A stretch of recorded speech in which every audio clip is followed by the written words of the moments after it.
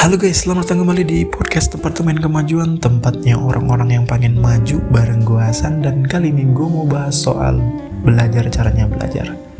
Oke, sebelum kita mulai gue pengen disclaimer dan akan selalu disclaimer bahwa apa yang gue sampaikan di sini bukan karena gue lebih pintar daripada lu atau gue lebih kaya daripada lu, lebih sukses, enggak. Tapi kenapa gue sampai topik ini ya? Karena gue pengen sharing aja dan gue juga punya basis untuk apa yang gue sampaikan. Misalkan gue udah ikutin kursus-kursus online, mungkin lu gak punya waktu, jadi ya gue rangkum lah di podcast ini, dan juga buku-buku yang udah gue baca dan penelitian-penelitian juga yang mungkin relate dengan topik yang udah kita bahas. Nah, tugas lu adalah ketika selesai mendengarkan ini, gue harap banget kalau emang lu tertarik dengan topiknya ya lu belajar lagi. Dan seperti biasanya gue bakal kasih link referensinya kepada lu semua. Oke, gue bakal mulai dengan pertanyaan, gimana kalau sebenarnya cara belajar yang kita pakai itu salah? Gimana kalau sebenarnya matematika itu sebenarnya gampang gitu untuk kita pelajari? Atau sebenarnya nggak ada materi yang sulit, tapi yang sulit adalah mengetahui caranya belajar.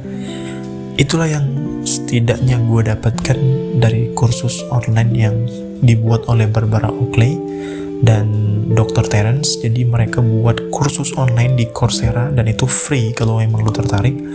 Jadi dia bahas tentang ya caranya belajar, tentang kinerja otak, tentang memaksimalkan otak itu gimana. Jadi sebenarnya otak tuh punya kebiasaan tersendiri, ya kan, punya sifat tersendiri, dan kalau lu paham cara kerjanya, lu bakal dengan mudah untuk memahami semua materi. Oke, gimana sih? Mungkin tipsnya gue pengen langsung aja ya nyampein tips dan triknya untuk memaksimalkan atau caranya belajar. Jadi yang gue kutip dari bukunya Barbara Oakley, Mind for Number, juga sama kursus ini, kursus Learning How to Learn di Coursera, dan gue bakal kasih linknya ke lu. Dan sebenarnya gue juga dapat inspirasi atau referensi untuk membaca buku dan menonton kursus itu dari Iman Usman. Jadi gue pernah baca buku dia, Masih Belajar, dan itu bagus juga buat lo yang pengen baca buku, dan mungkin buat lo yang orangnya jujur banget, mungkin lo bisa menginspirasi lo gimana perjuangan Iman Usman untuk bersikap jujur di dunia pendidikan. Oke, kita langsung mulai dengan bahasan pertama atau topik pertama, tips pertama, yaitu mode fokus dan difus. Gue udah bahas mode fokus dan difus ini di cara mengatur waktu di podcast gue sebelumnya, tapi gue bakal lebih detailin lagi dan tambah lagi dengan tips-tips lainnya. Jadi mode fokus dan difus ini adalah mode yang harus kita terapkan ketika kita mencoba untuk mempelajari hal-hal yang baru, entah itu matematika, fisika, statistika, apapun yang menurut lo sulit, atau mungkin lo sulit belajar sejarah, ya ini mode yang pas banget. Jadi mode fokus ini adalah menuntut kita buat belajar dengan benar-benar fokus. Maksudnya gimana? Ya belajarnya harus fokus banget. Atau kalau misalkan Cal Newport itu dalam bukunya Deep Work, dia bilangnya deep work. Jadi kita nggak boleh terdistraksi atau terganggu dengan gangguan apapun, entah itu chatting, notifikasi email, notifikasi Instagram. Usahakan banget kita fokus di waktu tertentu. Nah, kalau dari Barbara Oakley dalam bukunya Mind for Number, dia ngerekomendasiin banget The Pomodoro Technique. Mungkin teman-teman juga udah tahu. Jadi The Pomodoro Technique ini kayak kita belajar pakai repetisi. Kalau emang lu pengen tahu lebih dalam, gue juga udah buat podcastnya di cara mengatur waktu. Jadi kita misalkan buat waktu sejam untuk fokus belajar tanpa distraksi, tanpa gangguan apapun. Kita benar-benar fokus. Lalu setelah kita fokus itu, kita harus juga menyelingi dengan hiburan atau yang disebut dengan mode difus. Jadi ketika lu belajar kan pasti lu bikin contoh soalnya, terus lu kerjain exercise lah ya, latihan gitu kan. Terus lu ngerasa lu mentok, padahal lu udah pelajarin sebenarnya, cuman lu agak lupa, terus kayak susah ngerjainnya. Nah, itulah saatnya lu istirahat.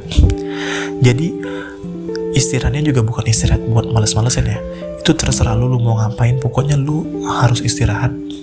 Lu ngelakukan kegiatan yang lain yang membuat lu lupa atau lu seneng banget dalam kegiatan itu. Misalkan lu baca buku, atau misalkan kalau lu seneng dengar musik, ya dengar musik dulu gitu kan. Nah, setelah itu otak lu tuh bakal menimbulkan kreativitas, atau dia bakal nge-solve gitu problem-problem yang udah lu temuin atau lu stuck di situ. Tapi syaratnya adalah lu harus pelajarin dulu basic knowledge-nya atau basic pengetahuannya, dan lu bener-bener udah simpen di otak lu. Kalau lu belum pernah belajar sama sekali ya nggak bakal bisa. Mau lu nyanyi kayak, mau dengar musik kayak, mau lari kayak, ya nggak bakal ngaruh sama sekali. Tapi ini pelajarannya atau materinya harus udah di kepala lu sebelumnya. Oke? Lalu selanjutnya adalah menghindari yang namanya ilusi kompetensi. Lu pernah nggak sih belajar sesuatu dan lu ngerasa lu udah bisa banget gitu, tapi ketika ada ujian atau misalkan tes yang dihadapkan kepada lu ngerasa kayak kok susah banget ya, kok gue nggak bisa ya untuk ngerjainnya, kok gue nggak tahu ya. Nah itulah yang disebut dengan ilusi kompetensi. Jadi ilusi kompetensi ini biasanya ditandai dengan kurangnya pemahaman kita terhadap konsep dasar dari suatu materi, lalu kita cepat lupa dengan materi yang udah kita pelajari, dan terakhir ya kita susah untuk menemukan solusi kalau ada problem yang mungkin similar. Misalkan kayak matematika, kita belajar Pythagoras, tiba-tiba nanti soalnya agak berubah dikit gitu kan, kita langsung lupa gitu. Nah itu adalah ilusi kompetensi karena kurangnya pengetahuan kita terhadap konsep dasar dari matematikanya. Tapi ada beberapa cara sih untuk menghindari ini. Jadi ilusi kompetensi itu bisa ditangani. Pertama, ketika lu belajar, lu usahain banget, entah belajar apapun itu, lu harus tahu dulu konsep dasarnya, bukan langsung tiba-tiba melompat gitu kan. Kalau lu coding ya lu harus tahu dulu lah, misalkan konsep-konsep dasar dari JavaScript-nya gitu kan, Python dan semacamnya. Lu harus konsep dasarnya dulu gitu, pahami. Kalau konsep dasarnya lu nggak paham ya gimana lu mau coding gitu kan. Begitu juga dengan matematika, mungkin buat lo yang engineer atau misalkan buat lo yang akuntansi, ya lo harus pahamin dulu konsep dasarnya kayak apa ya. Misalkan A plus B sama dengan C segala macam. Nah itu yang harus banget lo perdalamin gitu. Memang sih kalau misalkan kita mikir practice makes perfect ya mungkin ya. Tapi kalau misalkan lo praktis tapi lo nggak belajar konsep dasarnya, nggak bakal bisa juga gitu. Practice makes perfect kalau lo udah pahami konsep dasarnya. Oke, yang kedua itu disebut oleh Barbara Oakley lah recalling. Jadi recalling ini kita mempelajari kembali hal yang sudah kita pelajarin. Jadi jangan cuma sekali doang tok belajar terus lu gue udah tahu nih. Nah itu nggak bisa. Itu lu masuk banget ke mode-nya ilusi of competence. Jadi lu harus rajin untuk recalling gitu. Nah recalling ini misalkan lu udah belajar ya, lu nggak harus misalkan baca buku nih, lu nggak harus ulang lagi dari satu lembar enggak.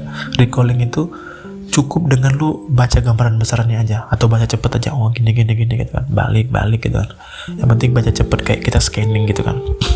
Itu fungsinya apa? Fungsinya buat kasih sinyal aja ke otak bahwa kita udah pernah belajar ini dan kita tahu gitu. Lalu selanjutnya adalah tentu ada terakhir tes. Jadi tes ini penting banget buat kita lakuin, buat buktiin, dan tahap akhir dari membuktikan bahwa kita itu tidak berada dalam ilusi kompetensi. Jadi kalau lu memang udah nguasain suatu materi atau suatu pelajaran, lu harus buktiin dulu dengan tes gitu. Kalau lu ada soal-soal yang mungkin agak miring dikit atau agak beda dikit terus lu nggak bisa, ya berarti lu masih ilusi kompetensi gitu. Lu harus pelajarin lebih dalam lagi dasar-dasarnya gitu. Lu harus berani dan rajin untuk recalling terus gitu kan. Oke, lalu selanjutnya adalah chunking atau connection. Jadi chunking ini konsepnya gini guys. Chunking itu otak kita itu punya dua tempat penyimpanan. Jadi ada memori jangka pendek, lalu ada juga memori jangka panjang. Nah, memori jangka panjang ini itu kayak gudang. Jadi kita nyimpen materi-materi yang kita udah pelajarin di situ. Sebenarnya apapun yang kita baca, apapun yang kita dengar tuh masuk ke otak kita. Cuman untuk menjangkau itu agak sulit. Biasanya karena yang gue bilang, karena jangka panjang itu kayak gudang, yang agak sulit dijangkau itu kalau gudang-gudangnya kan nggak pernah diurus. Tapi kalau lu urus gudangnya, misalkan lu belajar matematika hari ini, besoknya belajar IPS, atau misalkan lu belajar coding, besoknya belajar engineering gitu kan, itu lu harus susun dengan rapi. Gimana cara nyusunnya? Ya dengan datangin gudangnya lah. Misalkan lu udah pernah belajar engineer, ya lu harus sempetin hari apa gitu, sejam sekali lu belajar engineering gitu, belajar coding segala macamnya, itu harus datang-datangin, akhirnya lu rapi kan. Nah terus karena working memory, jadi kalau misalnya kita lagi mengerjakan sesuatu itu namanya working, kita pakai otak yang tugasnya itu working memory atau otak kerja kita. Nah otak kerja kita ini cuman bisa nyimpen 4 hal atau 4 materi sekaligus. Jadi kita nggak bisa tuh kalau misalnya kita ngerjain matematik kita berharap kita ingat semua rumus, itu nggak mungkin.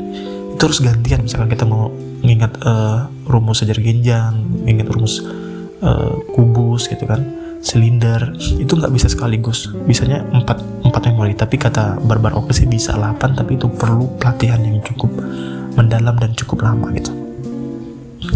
Tapi kalau konsisten tetap bisa.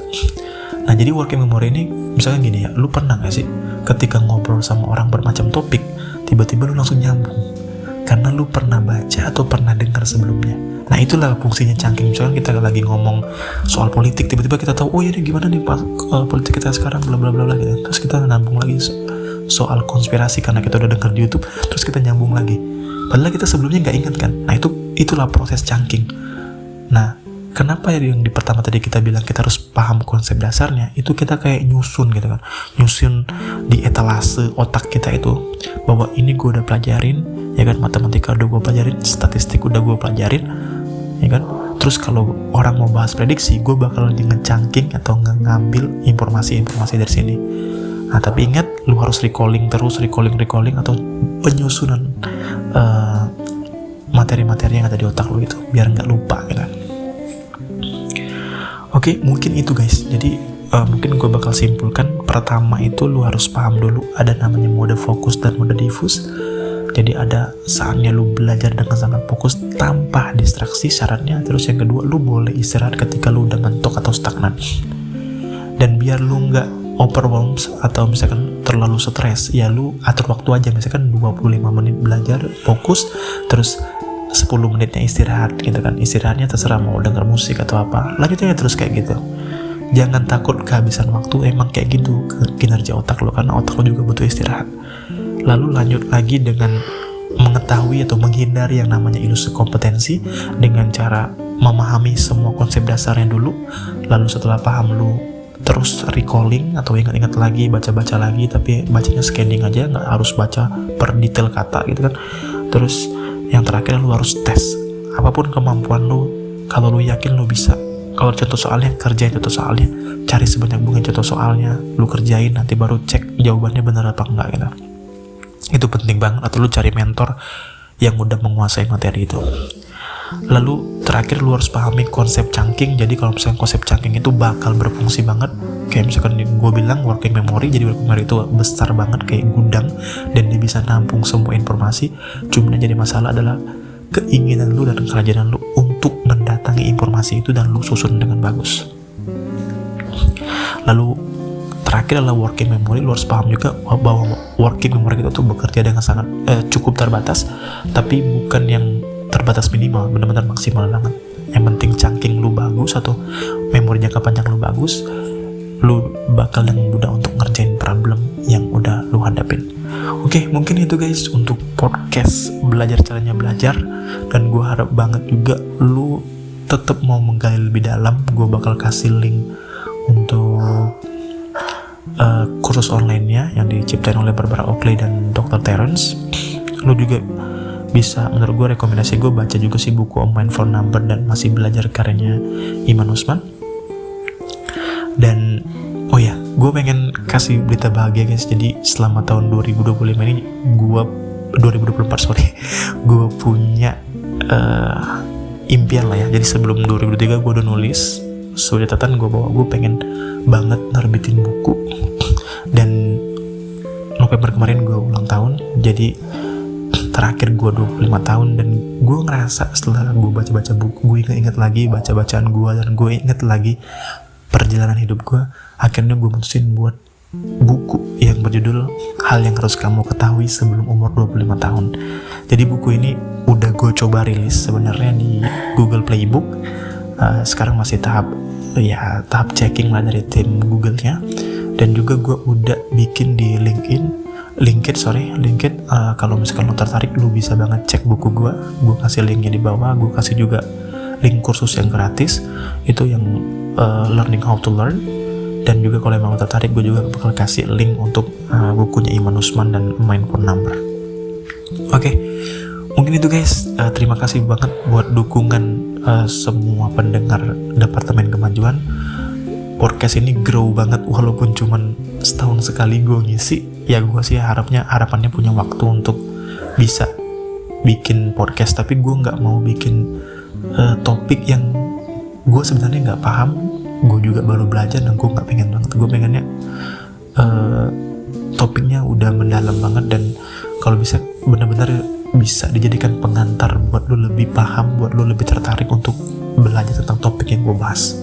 Oke, mungkin sekian guys. Terima kasih udah mendengarkan selama ini 15 menit, dan sampai jumpa di podcast gue selanjutnya.